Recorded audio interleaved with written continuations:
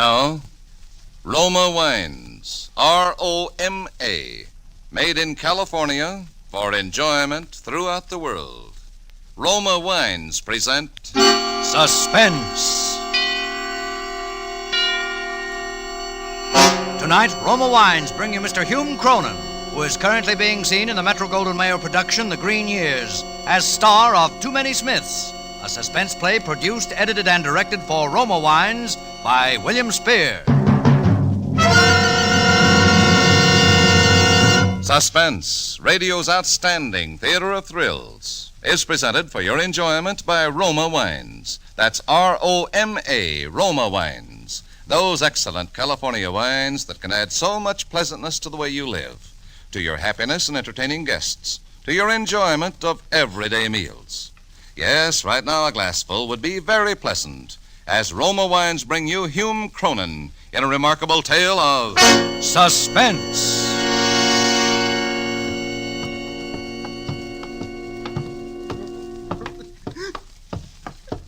Right in here, Doc. What happened, Sergeant Hurley? I picked this guy up in a depot. We've been looking for him for 3 days. He's standing in the crowd screaming somebody made a sucker out of him, getting violent. Well, I better have a look at him. All right, now. No one's going to hurt you. She made a sucker out of me. There he goes again. Who made a sucker out of you? Yeah, sure, she made a sucker out of me.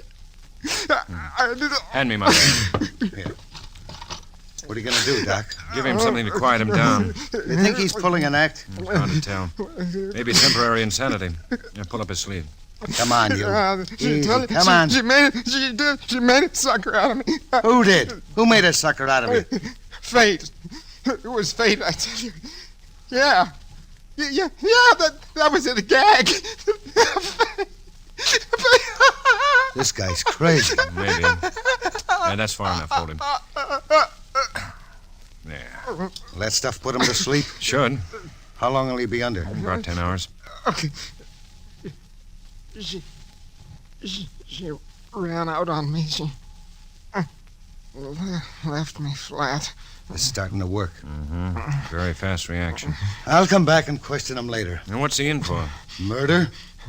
Who'd he kill? Some cheap confidence mug, but the motive we haven't got. See, Wallingford's my name. Charles Richard Wallingford. Yeah, don't call me Smith. Hey, get that? He's talking in his sleep. Sometimes they do under the influence of a sedative. Wallingford. Especially when they have something on their conscience they want to get rid of. I'd better take notes. And you stay here as a witness, Doc. Yeah, that's me, Charles Richard Wallingford. But don't let that fancy moniker fool you. No, sir, I'm no banker or executive. I'm just a guy who worked in a porter in a big office building downtown. But I don't want you to think I didn't have any ambition. No. I know that someday I'd get my break, and when I did, there was nothing going to stop me from going places. No, sir, not a thing. Now, take that night, for instance. It was 6 o'clock, and most of the offices were emptying out. I had my broom and mop, and I was ready to start cleaning the office of P.J. Rogers. P.J., he's the president of the Apex Advertising Agency. I always like to start with the top boys. I looked around P.J.'s office. Soft, easy chairs. Lots of buttons to push to make people jump. Yeah, this would be the life. Well, I started my broom going. I swept around, and I bent down to pick up the wastebasket, and a piece of torn paper caught my eye. Now get this. I don't know whether it was fate or just plain curiosity, but I read what was written on it. It was a memorandum from the desk of S.M. Parry to P.J. Rogers, and it said, "The judges have decided that the winner of the toothpaste contest is Pat Smith of Boston." Now, I knew that was the Century toothpaste contest that just ended last week. 25,000 smackaroos to the winner. And this guy, Pat Smith of Boston, won it. Some guys have all the luck. Just for writing a slogan. $25,000, and this guy doesn't even know he won it yet. Yeah. He don't even know he won it. But I do. I got what's called an inspiration. According to the radio, the winner won't be announced until the 15th of this month. Today's only the 12th. Charlie, my boy. Charlie, my boy, I say to myself. When fate decides to hand you a break, who are you to turn it down?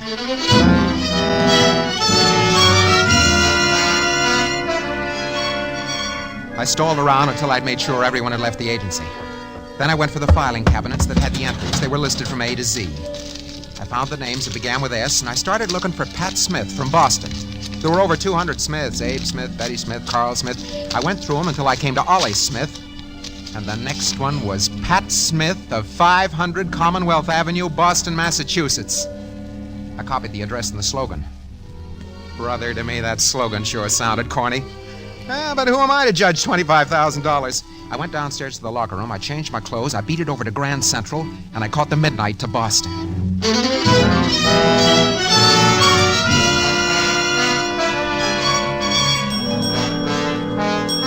Front boy. 500 Commonwealth Avenue is a big hotel with a sign reading, "For men only." I walked up to the desk. May I help you, sir? Yeah. You have a Mr. Pat Smith staying here? Pat Smith? Now, let me see. George Smith, Harry Smith. Pat Smith. Yes, sir. Room 1133. 1133, thanks. Oh, say, mister, look, we have... The clerk started to yell something after me. The elevator door closed and I didn't wait. Yeah, I wish I had. But I didn't.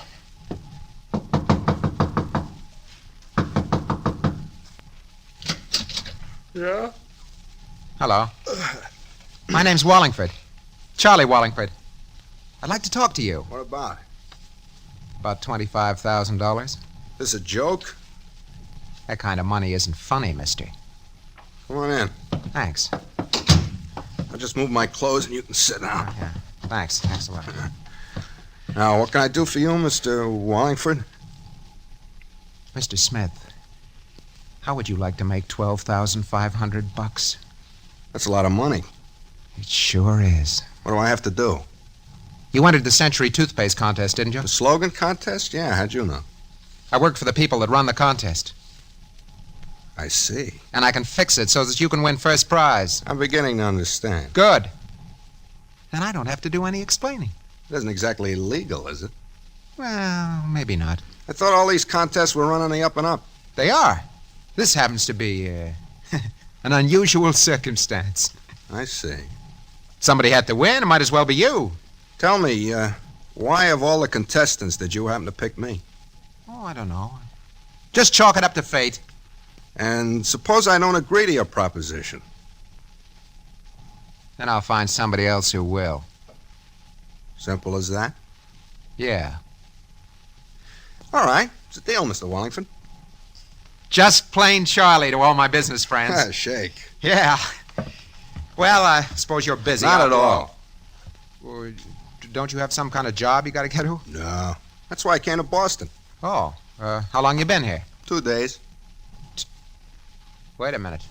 How come your entry had this address? Oh, I reserved this room a month ago. I've been using it as my mailing address. Oh, I see. Where you from, Pat? Nowhere in particular, just where my business takes me. You don't say. Got any family? No, not a soul. Maybe you have friends here in Boston, huh? Not a one. Gee, that's too bad. Why the look? Oh, nothing. I was just thinking. About the money? Right the first time. It's too bad our paths didn't cross before. Why's that? I think we'd have made a good team. What's your racket? Stocks and bonds. Sell 'em? Uh-huh. Legitimate? What do you think? I don't. Say, isn't contests out of your alley? It's just a hobby. But sometimes they pay off, huh? Well, come on, let's blow this place. We'll really celebrate our little deal. Sure, anything you say.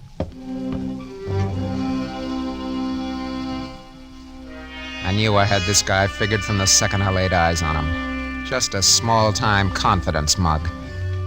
And I knew he wasn't going to play 50-50 with me. No, sir. The minute he got his hands on that dough, I'd have to sing for my half. So I decided to take it all. Yeah, I could be Pat Smith for a couple of days. And just so there wouldn't be too many Smiths, I'd fix this one up with a one-way ticket.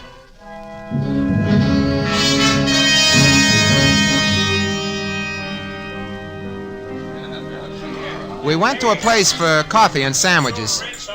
I had some of my sleeping pills with me, and by the time we got to the apple pie, he was feeling them. Something wrong with me. What's the matter? My head. I'm going around like a top. Oh, come on, give me your arm. Yeah.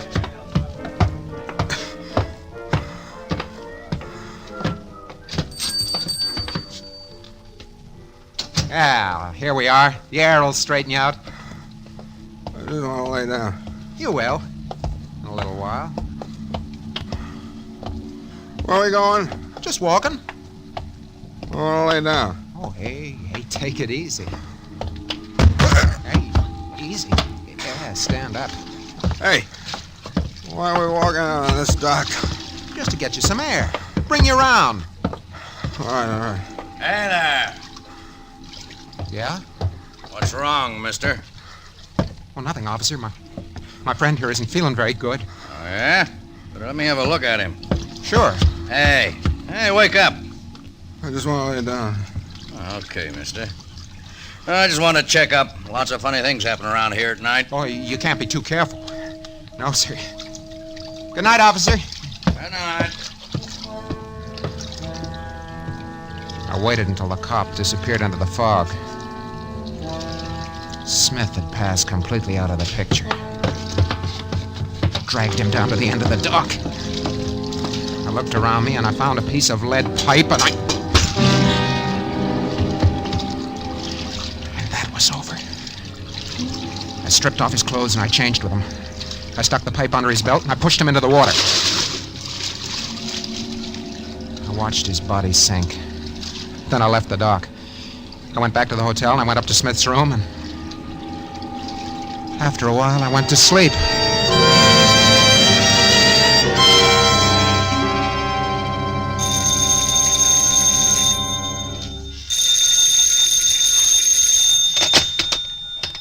Yeah? Mr. Smith? Mr. Pat Smith? Speaking. Well, there's a young lady waiting for you. Waiting for me? Yes, sir. She says she's your fiancée.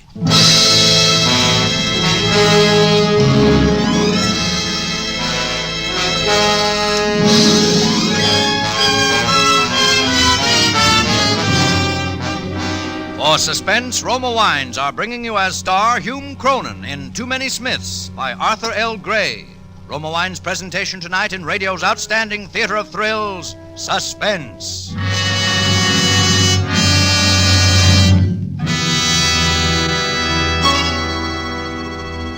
Between the acts of suspense, this is Truman Bradley for Roma Wines. Visiting friends in Hollywood, I noticed that more and more of them now entertain with wine. And of all wines served in America, Roma, of course, is the most popular. There are good, sound reasons so many smart Americans prefer Roma wine for entertaining. Roma wine is moderate, inexpensive, and easy to serve. And Roma wine is always delicious, always unvaryingly fine. For Roma, America's greatest vintner, is able to select from more grapes of choice varieties from California's finest vineyards than any other winery. And to this rich treasure of fine grapes, Roma adds years of winemaking skill and resources unmatched in America. Yet, Roma wine, America's first choice, costs no more than ordinary wines. Right now, Roma dealers are featuring fine red Roma California table wines, Burgundy, Claret, Zinfandel. For an adventure in good dining, try Roma Burgundy, Claret, or Zinfandel with a juicy steak, savory pot roast, or spaghetti with meat sauce. You'll discover food with Roma is food at its best. So insist on Roma, R-O-M-A, Roma wines, enjoyed by more Americans than any other wine.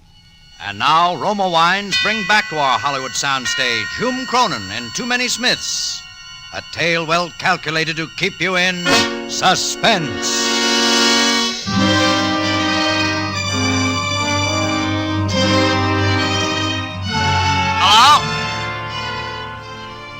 Hello? Hello? I lay there, paralyzed with that phone in my hand.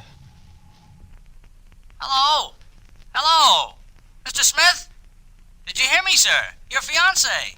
My fiancée? Yes, sir. Oh, yeah, okay. I'll be right down. She'll be waiting for you in the reception room.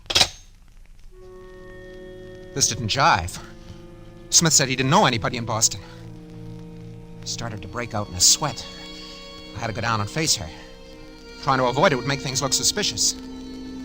I took my time dressing, but my mind was going like a machine gun. But it was no use. There's nothing I could do but to face her and try and bluff my way.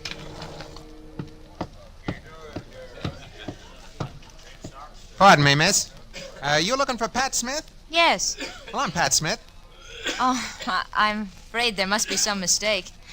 I guess there is. Yes, the Mr. Smith I'm looking for is my fiancé. You sure he's registered in this hotel? I am very sure. Well... Oh, how foolish of me. There must be two Pat Smiths here. You and my fiancé. Yeah, of course. Yeah. I never thought of that. It's such a big hotel.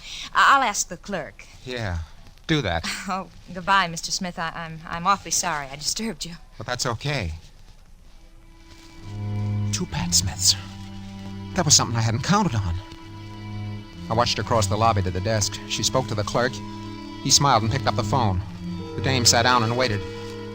In a few minutes, a middle-aged guy walks up to the desk, and the clerk pointed out this dame to him. I took a good look at this other Pat Smith, and I beat it into the elevator and went upstairs to my room.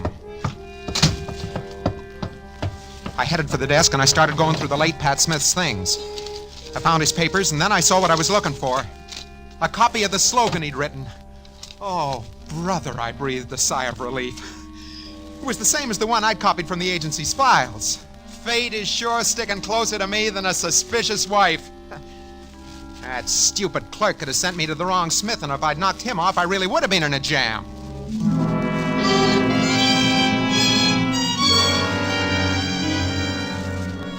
I didn't sleep at all good that night.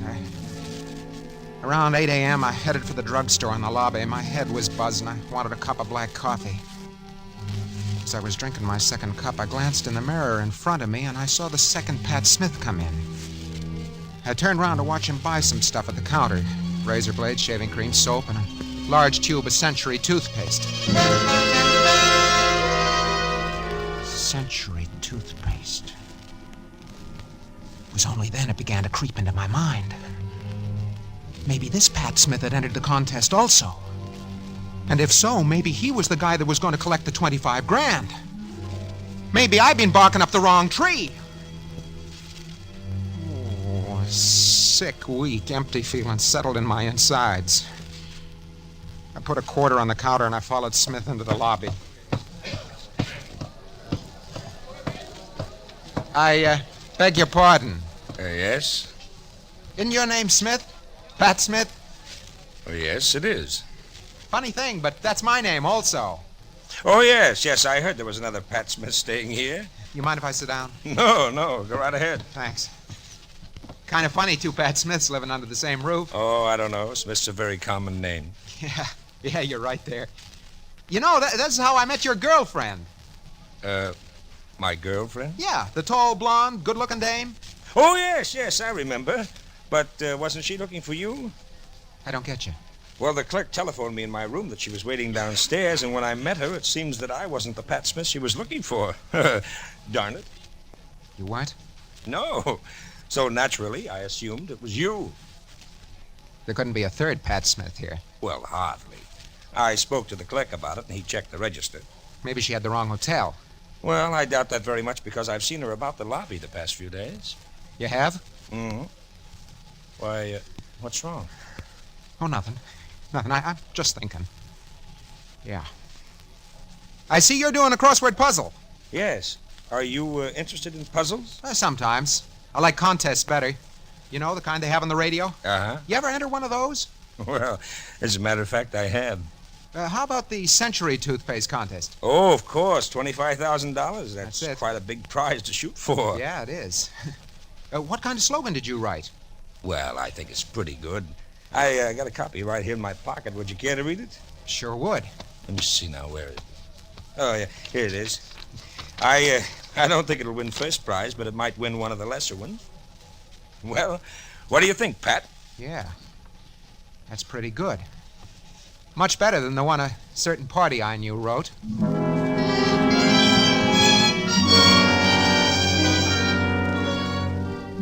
Didn't take no book critic to see that the slogan this Smith wrote was the better of the two. I was a fool. If I'd looked through the files at the agency more carefully, I'd have seen that there were two Smiths and which Smith won the dough. I was in a tough spot. Tonight at 10, they were going to announce the winner.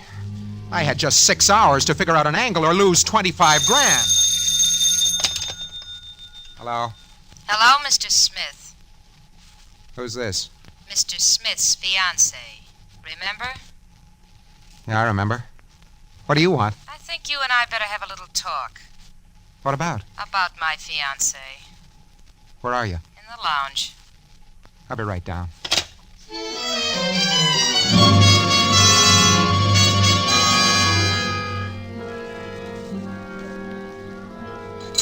Well, hello. Sit down, won't you? Thanks. Okay, what's on your mind? You? Me? Gee, I'm flattered. You needn't be. Okay. What about me? It's so interesting. Why you killed Pat Smith. I don't know what you're talking about. Let's not be stubborn about this, Mr. Wallingford. Must I repeat my question? No. Who are you? You already know that. What's your name? Betty. Betty what? I'm asking the questions. How do you know he's dead? It's in the evening papers. Let me see that. Here. Police discover body in Charles River. First thought to be Charles Wallingford, but fingerprints taken from the dead man proved his identity to be Pat Smith, a small-time confidence man wanted by the police in 3 states. The police are looking for Wallingford. New York City police have discovered that Wallingford's been missing from his rooming house for the past 5 days. You see how I know. Where do you fit? I was supposed to meet Smith here. We had a little job planned. Oh, I see. And you went and spoiled it. Why? Come on, start talking. If I don't like the tone of your conversation, maybe the police will. Well,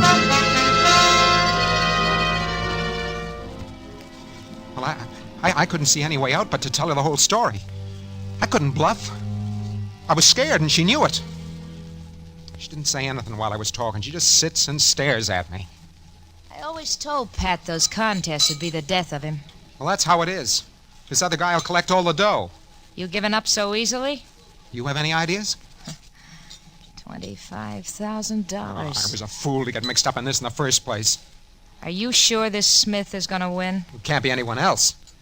Ah. Well, you've gone so far. Why not take another step? What do you mean? I met this other Smith just as I met you. Yeah, I know that. And from the way his eyes lit up, I could see he was kind of sorry I wasn't his fiancée. So? I don't think Mr. Smith would mind very much taking a walk with me down by the river. Maybe holding hands. I see what you mean. Just the way you did the other job. Well, I don't know. You scared? No, I'm game. Good. Look, you get him on that dock. I'll take over from there. Don't worry. He'll be there. Yeah. By the time the cops fish him out of the river, we'll have the money and plenty of distance. You mean we go together? What's the matter? Don't I appeal to you? Oh, sure. Now, wait here. I'm going to phone him and cast out the bait. Okay. Here's hoping he bites. Don't worry, he will. I watched her walk out of the lounge to the phone booth across the lobby. Every eye in the joint on her. I knew Smith didn't have a chance. And if I hung around her, I wouldn't either. Oh, she was murder, that dame. After this job was over, I was heading in the opposite direction. I could see her talking, and when she hung up, I could tell by the expression on her face that Smith was a cooked turkey. He'll be down in 5 minutes. You better beat it. Okay, baby. You're carrying the ball from now on. See you on the dock. I glanced back at the table, and she was sitting there, calmly powdering her nose for the kill. Then fate stepped in again. I don't know why, but it suddenly hit me that maybe she was giving me the double cross. After all, how long do I know the dame? I went back into the lounge through the street entrance, and I managed to sneak into a booth behind the one she was sitting in. In a few minutes, Smith came in through the lobby entrance and walked over to her. Well, good evening. I came down as quickly as I could. So I see. I suppose my phone call surprised you. Oh, yes, indeed. I'll come to the point, Mr. Smith. Somebody is going to murder you. What? Please keep your voice down. Oh, I'm sorry, but in heaven's name, why would anyone want to murder me? For $25,000. I don't have that much money. You will. Look, I don't understand. The Century Toothpaste Contest. Yeah? You hit the jackpot. How do you know? The winner won't be announced until 10 tonight. I have a way of knowing these things. I'm going to call the police. Sit down, Mr. Smith. I got a better idea. She lowered her voice, but by straining, I got wind of what she was pulling. That was clear. She wanted the money, but without a murder rap. Then she was going to tip off the police about me, which would give her clear sailing with Smith and the dough. Yeah, she was clever, all right. But you know, it was funny. It didn't burn me up. I wasn't even sore. I was just tired and scared. I wanted to get away. Anywhere, so long as it was far from Boston. I had a few dollars left, so I beat it. I went to the railroad depot. My train didn't leave for an hour, so I walked around. I bought a paper. Oh, I felt like a punch-drunk fighter. I was licked, and I knew it. Fate had let me down, all right. I was through. Well, I was standing in the crowd, waiting for the gate to open, when I saw it. Right there on the front page, I saw it. I started to laugh. Yeah, I couldn't stop. There it was right there on the front page. I just broke up his... Hey, officer! Officer! Hey, officer! I was tired. What's wrong with this man? You, what's the matter with you, buddy? Hey, you're Charles Wallingford, alias Pat Smith. You're wanted for murder.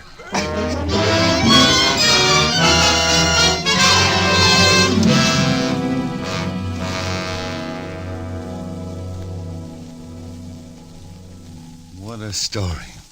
Starts out as a simple swindle and winds up murder. Yeah, but a story still doesn't tell me what I want to know. What's that, Doc? The cause for his temporary insanity. No, it doesn't at that. Hey, that newspaper. He was reading... Where is it? On the first page. Here. Yeah, here. Take a look at this. The winner of the $25,000 Century Toothpaste Contest was announced last night. The lucky winner was Miss Pat Smith of the little town of Boston, Georgia.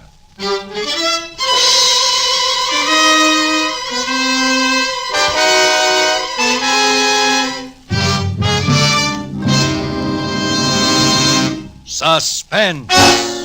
Presented by Roma Wines, R-O-M-A, made in California for enjoyment throughout the world.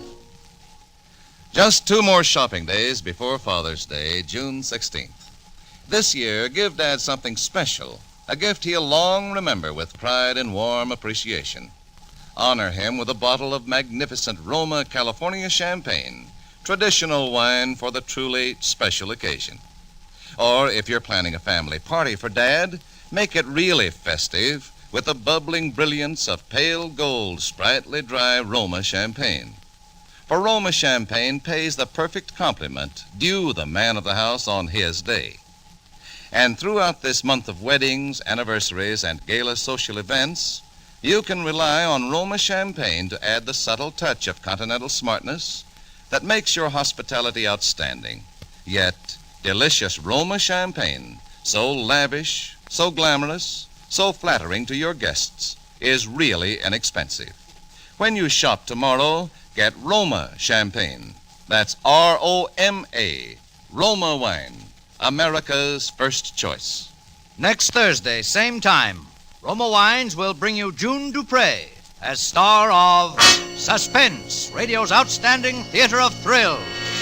Produced by William Spear for the Roma Wine Company of Fresno, California. This is CBS, the Columbia Broadcasting System.